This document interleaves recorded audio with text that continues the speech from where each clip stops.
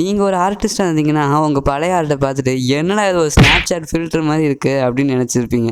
அது உங்களுக்கு மட்டும் இல்லை, எல்லா ஆர்டிஸ்ட்டுக்கும் நடக்கிறது தான். நீங்கள் வந்து உங்கள் பழைய ஆர்ட்டை வரைஞ்சி முடிச்சோன்னு நினச்சிருப்பீங்க, அப்பா நான் பெரிய ட்ராயர்டா, எனக்கு இதெல்லாம் வரைய தெரியுது அப்படின்னு நினச்சிருப்பீங்க.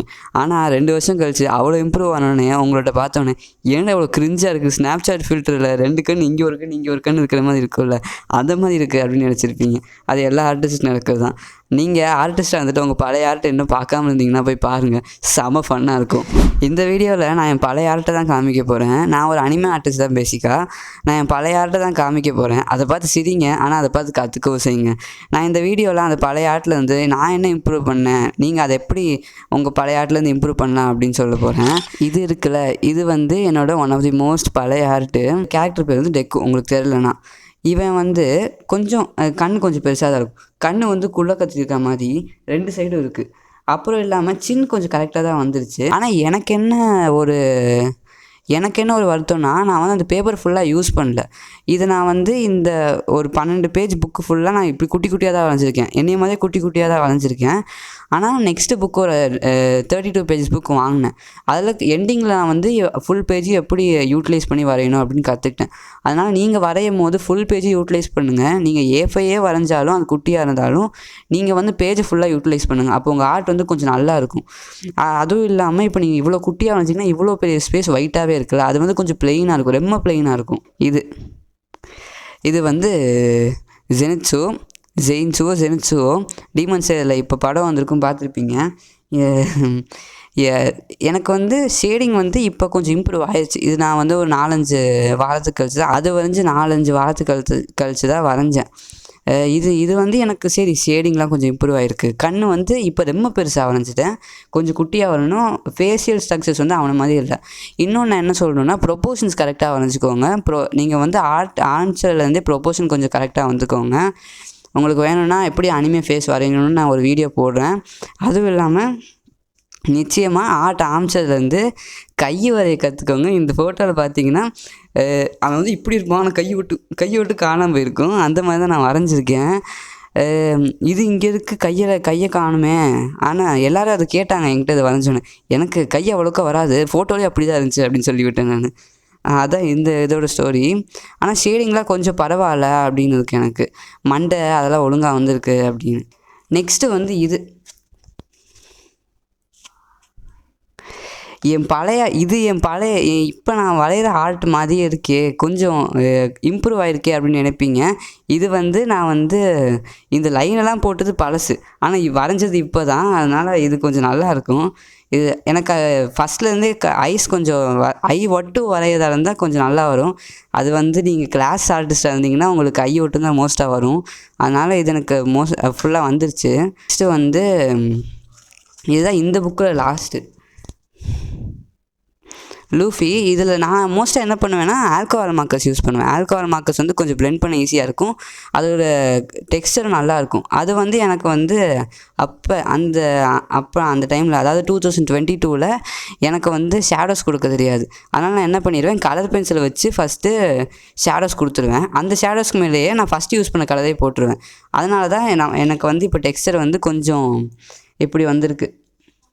டெக்ஸ்ட் வந்து கொஞ்சம் அன்ஈவனாக வந்திருக்கு. இப்போ வந்து கதை என்னென்னா, ஃபஸ்ட்டு நான் வாங்கின புக்கு வந்து water colour book, sketch book.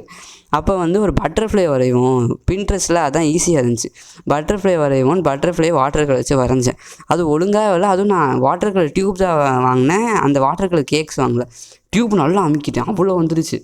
அப்போ நான் என்ன பண்ணிட்டேன், இது வேஸ்ட் ஆகக்கூடாது அப்படின்னு ஃப்ரண்ட் கவரை இப்படி பெயிண்ட் அடித்து வச்சுட்டேன். பார்த்த வேணா நல்லா இருந்தது கெடுத்து வச்சுருக்க, அறிவு இருக்காடா உனக்கு அப்படின்னு கேட்க ஆரம்பிச்சிட்டேன். ஒரு ஆர்டிஸ்டாக இப்படி பண்ணாதடா, எதுக்குடா வேஸ்ட் பண்ணுறேன், நானாடா வேஸ்ட் பண்ணணும்னு நினச்சேன், அது மிச்சம் இருந்துச்சுடா, அது கலர் வச்சு வச்சுருக்கேன்டா, ஏன்டா எல்லாரும் இப்படி பண்ணுறீங்க அப்படின்னு இருந்துச்சு. அதனாலேயே நெக்ஸ்ட்டு வாங்கின புக்கு வந்து நான் இப்படி ப்ரௌனாக வாங்கிட்டேன். ஒன்றுமே பண்ண முடியாத மாதிரி ப்ரௌனாக வாங்கிட்டேன். இதில் நான் ஃபஸ்ட்டு வாங்கினது வந்து ஜோரோ. இதில் வந்து அவனுக்கு ஒரே ஒரு கண்ணு தான், சரி அந்த ஒரு கண்ணையாவது ஒழுங்காக வரைஞ்சிடணும் அப்படின்னு நினச்சிக்கிட்டே வரைஞ்சதுனால கண் பெருசாக வரைஞ்சிட்டேன். அப்புறம் இன்னொரு யூடியூபர் இருப்பான், அவன் வந்து கண்ணை பெருசாக வரைஞ்சி செம்மையாக வரும் அவனுக்கு ஆர்ட்டு. அதனால் நம்மளும் கண்ணை பெருசாக வரையும்னு வரைஞ்சா கண் வந்து பூசணிக்காய் மாதிரி வந்துடுச்சு, மூஞ்சி குட்டியாக அந்த மாதிரி ஆயிடுச்சு இந்த இதில். அதனால் அதுக்கு வந்து ஒரு ரேஷியோ இருக்கும். அந்த சர்க்கிள் அந்த அனிமே ஃபேஸில் வரையும் போது சர்க்கிள் வந்து ஏய் போ அந்த சர்க்கிள் வரைவீங்க. அந்த சர்க்கிளில் அந்த லைன் போட்டு அந்த லைன் எல்லாம் ஒரே ப்ரொப்போர்ஷன்ஸில் இருக்கணும். அப்போ தான் கண் கரெக்டாக வரும் உங்களுக்கு. அது எனக்கு அப்போ தெரியாது. இப்போ தான் ரீசெண்டாக நான் தெரிய வந்துக்கிட்டேன். அப்புறம் தான் நான் மாங்காய் காமிச்சேன். நெக்ஸ்ட்டு வந்து இது இருக்குல்ல, இதுக்கு ஒரு பெரிய கதையே இருக்குது. நான் வந்து இதை வந்து என்ன பண்ணேன், ஃபஸ்ட்டு அந்த சர்க்கிளை வந்து ஒரு நாள் போட்டேன். அப்புறம் சின்ன ஒரு நாள் வரைஞ்சேன். எல்லாத்தையும் ஒவ்வொரு நாள். இது நான் எனக்கு தெரிஞ்சு 3 மாதம் வரைஞ்சேன். எல்லோரும் 2 மணி நேரம் 12 மணி நேரம் வரைவாங்க. நான் 3 மாதம் இதை உட்காந்து வரைஞ்சேன். 3 மாதம் உட்காந்து வரைஞ்சிட்டு எனக்கு வந்து இது சாட்டிஸ்ஃபைங்காகவே இல்லை. என்னடா இது இப்படி வந்திருக்கு அப்படின்னு. அந்த ஷேடோ டெக்ஸ்டர் ஒரு மாதிரி இருக்குது. எப்படிடா இங்கேருந்து ஷேடோ வருது, இங்கேருந்து ஷேடோ வருது, எல்லா இடத்துலையும் ஷேடோ வருது, எப்படிடா எனக்கு அப்படி இருந்துச்சு. அப்புறம் கண்ணில் வந்து ஒரே ஒரு பிளாக் கலர் போட்டோன்னே அப்பா ஓகே இவன் பார்க்க ஒரு லெவல் மாதிரி இருக்கான் ஆஸ்டா அப்படின்னு. ஆனால் மண்டை இன்னும் இன்னும் குட்டியாகவே தான் வந்திருக்கு. அவனுக்கு மண்டை கொஞ்சம் வித்து அதிகமாக இருக்கும். நெக்ஸ்ட்டு வந்து சோப்பு. இதில் வந்து எனக்கு வந்து ஓகே மோஸ்ட்டாக எல்லாம் ஒழுங்காக தான் வந்திருக்கு. ஷேடோஸ் ரொம்ப டார்க்காக கொடுத்துறேன். நீங்களும் பண்ணும்போது ஷேடோஸ் ரொம்ப டார்க்காக கொடுக்காதீங்க. ஷேடோஸ் ரொம்ப டார்க்காக கொடுத்தா ஒரு மாதிரி தான் வரும், ரொம்ப ஒரு மாதிரி வரும். அதில் கண்ணில் இருக்க ஷேடோஸ்லாம் அவன் வந்து வில்லன் மாதிரி தெரிய ஆரம்பிச்சான். இவன் வந்து ஒரு ஃபன்னி கேரக்டர் மாதிரி, ஆனால் வில்லன் மாதிரி தெரியும் போது அது வந்து ஓகே இல்லை. அதுவும் இல்லாமல் இது சுற்றி இருக்கிறது பாருங்களேன், நீட்டாகவே இல்லை. அது மோஸ்ட்டாக நீட்டாக இருக்குது பார்த்துக்கோங்க. நான் லெஃப்ட் ஹேண்டர் வேறையா, ஆனால் வரைய அங்கங்கே தோசைக்கு சட்னி தொடுற மாதிரி அங்கங்கே தொட்டு இங்கே வந்து வச்சுருவேன். அதனால அது இப்படி ஆயிடுச்சு.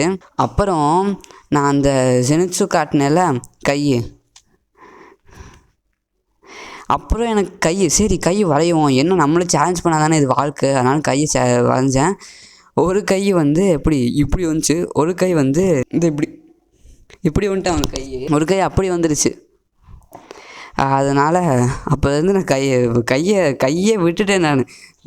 இங்கே வரைக்கும் தான் நம்மளாம் வரையும். அதனாலே எனக்கு இங்கே விட்டு பழகிடுச்சு. இப்போ தான் நான் கை கொஞ்சம் கொஞ்சமாக கற்றுக்கிட்டு இருக்கேன். அதனால் பாடி ஸ்ட்ரக்சரை நான் என்ன பண்ணுவேன், அந்த கைட்லைன்ஸ்லாம் போட மாட்டேன். நான் பாட்டு அப்படியே இப்படி வரைவேன். அதனால் அது ஒரு மாதிரியாக வந்திருக்கும் இது. ஆனால் நீங்கள் என்ன பண்ணுங்கள், ஆர்ட் கற்றுக்கிறதுக்கு முன்னாடி யூடியூப் சேனல்ஸ் நிறையா போய் பாருங்கள். எப்படிடா இது இந்த ப்ரொப்போஷன்ஸ்லாம் பண்ணலாம், இந்த ப்ரொப்போஷன்லாம் இந்த கைட்லைன்ஸ்லாம் யூஸ் பண்ணிட்டீங்கன்னா ரொம்ப ஈஸியாக இருக்கும். உங்களுக்கு வேணால் அந்த கைட்லைன்ஸ் நானே சொல்லித்தரேன். அது வந்து இப்போ ஒரு ரியல் லைஃப் பர்சனை பார்த்து அனிமையாக மாற்றுறது கூட அந்த கைட்லைன்ஸ் வச்சு பண்ணிக்கலாம் நீங்கள். முசானாகே, மைக்கேல் ஜாக்சன். அப்புறம் இந்த கோஜோ எனக்கு வந்து ஹினாட்டா வந்த மாதிரி எனக்கு ஒழுங்காக வரல, பிடிக்கல. ஆனால் திரும்ப நான் ஒரு கோஜோ வரைஞ்சேன். இப்படி இருக்கிற மாதிரி அப்படி இருக்கிற மாதிரி ஒரு கோஜோ வரைஞ்சேன். ஆனால் அந்த கோஜோ எப்படி வந்துட்டான்னா ஒரு மாதிரி வந்துட்டான். நான் கிழிச்சே போட்டேன். ஆனால் நான் என்ன சொல்லுவேன்னா, உங்களுக்கு ஆர்ட் எப்படி வந்தாலும் கிழிச்சு போடாதீங்க. ஏன்னா அது வந்து இது மாதிரி நீங்கள் பார்க்கும்போது நான் இப்படிலாம் வரைஞ்சிருக்கேனா அப்படின்னு உங்களை பார்த்து நீங்களே பெருமையாக யோசிக்கலாம். ஆனால் ஆர்ட்டை கிழிக்காதவங்க ஒரு ப்ராசஸ் நீங்கள் தெரிஞ்சு வச்சுக்கலாம் ஆர்ட்டை கிழிக்காமல் இருந்தால். நெக்ஸ்ட்டு வந்து அப்போ அவ்வளோ வரைஞ்சிட்டாலும் இதை வரையும் போது ஏன்டா இதை வரைஞ்சேன் அப்படின்னு இருந்துச்சு எனக்கு. எல்லாமே கருப்பாக தான் இருக்கிற மாதிரி எனக்கு இருந்துச்சு. எனக்கு கை வந்து இதை இப்படி தான் இருக்குது, அப்படி தான் இருக்குது எனக்கு கை வந்து. நான் என்ன பண்ணிட்டேன், ரைட் ஹேண்ட் இருக்க வேண்டிய லெஃப்ட் ஹேண்ட் இருக்குது. ஆனால் லெஃப்ட் ஹேண்ட் வந்து இப்படி இருந்துச்சு. அதனால் ஒரு மாதிரி. அதுவும் இல்லாமல் மேலே வந்து உங்களுக்கு பேஜ் எண்ட் ஆகாமையே உங்களுக்கு கண்டினியூஷன் இல்லாமல் இருந்துச்சுன்னா அவ்வளோக்கா நல்லா இருக்காது. அதனால் உங்களுக்கு எவ்வளோ முடியுமோ நீங்கள் வந்து மேலே போக பாருங்கள். இதுக்கப்புறம் என்னோடய ஆர்ட்டெல்லாம் ஷாங்க்ஸ் கழித்து என்னோடய ஆர்ட்டெல்லாம் கொஞ்சம் அப்படியே ஒரு லெவல் இம்ப்ரூவ் ஆக ஆரம்பிச்சிருச்சு. இந்த மாதிரி இனோஸ்கே மாதிரி இதுக்கு ஒரு கதை இருக்குது. நான் வந்து நல்லா நீட்டாக வரைஞ்சிட்டு இருந்தேன். அப்போ ஐயோ செமையாக வரைஞ்சிட்ருக்கேன் அப்படின்லாம் நினச்சிட்டு இருக்கும்போது ஆல்கஹால் மார்க்ஸ் தீர்ந்து போச்சு. பக்கத்தில் இருக்க கடையிலேயே இல்லைன்னு சொல்லிட்டாங்க. அதுக்கு ஒரு கடையில் இருந்துச்சு, ஆனால் ஸ்கின் டோன் இல்லைன்னு சொல்லிட்டாங்க. அதுக்காக நான் வேறு ஏதோ கலர்லாம் எடுத்து அடிக்கும் போது ஒரு மாதிரி வந்துடுச்சு. அம்மாக்கிட்ட போயிட்டேன், அம்மா என்னம்மா பண்ணுறது இப்படி வந்துருச்சுன்னு. கிழிச்சு போட்டுரு அப்படின்னு சொன்னாங்க. கிழிச்சுலாம் போட முடியாது அப்படின்னு விட்டேன் நான். என் புது ஆர்ட் ஒன்று காமிப்பா. அதனால ஆர்ட் டேலண்ட்னால மட்டும் வராது, உங்கள் ஹார்ட் ஒர்க்னாலே வரும். உங்கள் பழைய ஆர்ட் எக்ஸ்பீரியன்ஸ் பார்த்ததெல்லாம் கமெண்ட் பண்ணுங்கள். அதை நான் அடுத்த வீடியோ நிறையா கமெண்ட் இருந்துச்சுன்னா ரியாக்ட் பண்ணுறேன். இல்லை ஒரு கமெண்ட்னால அந்த வீடியோவில் கொஞ்சம் அப்படியே ரியாக்ட் பண்ணிடுவோம்.